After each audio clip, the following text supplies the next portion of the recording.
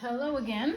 So for this activity, we're going to do something called 2 rings into a square. So this is another paper puzzle because they require a small amount of materials that we should have at home. So all you need is a piece of paper, any kind, any color will work, some scissors, and some tape.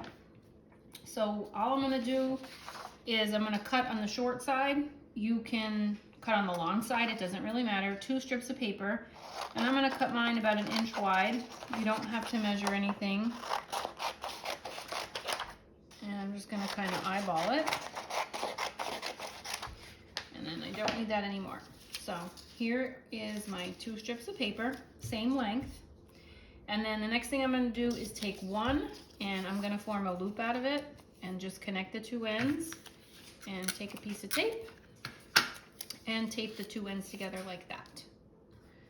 And then I'm going to do kind of the same thing if you ever made a paper chain where you loop one inside the other. So I'm taking one loop, putting the other strip of paper through, and connecting the ends again, and I'm going to secure that with another piece of tape. So right now I can kind of move these 2 like paper links as if it was a chain link or like a necklace or a bracelet, but I don't want them to move. So the next thing I need to do is tape the 2 circles together.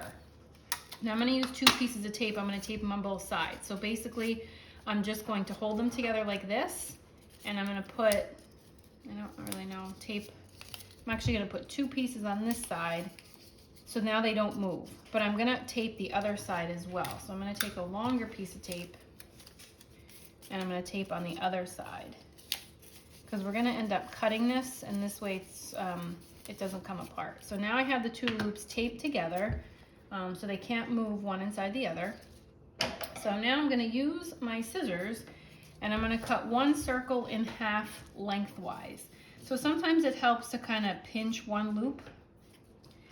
And I'm just going to make a little snip in it, so then that way I can get my scissors in here. And I'm going to cut this in half all the way through.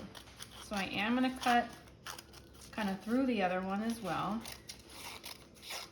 I'm going to cut until I come back to where I started.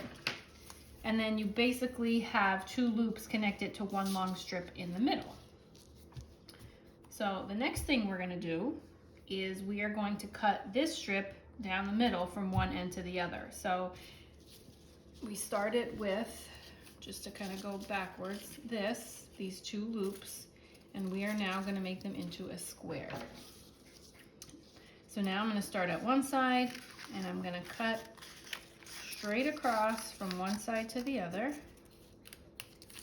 And when you open it up, you have a square. So like I said earlier, this will work with any size loops. If you took your piece of paper and you cut down the long side, that's fine too. You'll just end up with a bigger square. If you want to, use half the sheet of paper, you'll have a tiny square. So in something like this with these paper tricks we did in the last set of STEM videos, sometimes we can get frustrated when things don't work. I know when I was working with my group of kids on the paper horse, it gets frustrating because things don't always work out the first time, but that's part of STEM and that's a learning experience, and it's very hard to not get frustrated, and a lot of times we do, and sometimes people are able to, push their frustrations aside and they continue on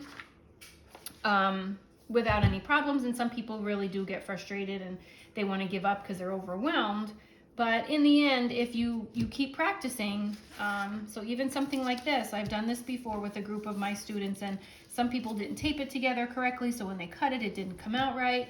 And sometimes we just kind of want to like push it aside and say, I didn't get it, I don't want to do it. But it really does pay off in the end to be persistent and just keep trying things, and know that it's okay to make mistakes, and it's okay to try it. If you don't succeed at plan A, I always tell my kids, try plan B or plan C, all the way out to plan D, or plan Z. And if plan Z don't work, go to plan AA. And you just have to A, B, A, C, keep going and keep working at it, because that feeling when you finally do, finish a puzzle or figure something out or make something work, you really do have a really good positive feeling about yourself, and that's just going to give you a little more drive for the next time. So keep trying, go back, reread directions, watch the video, and try it again. So I hope you enjoyed that next paper trick.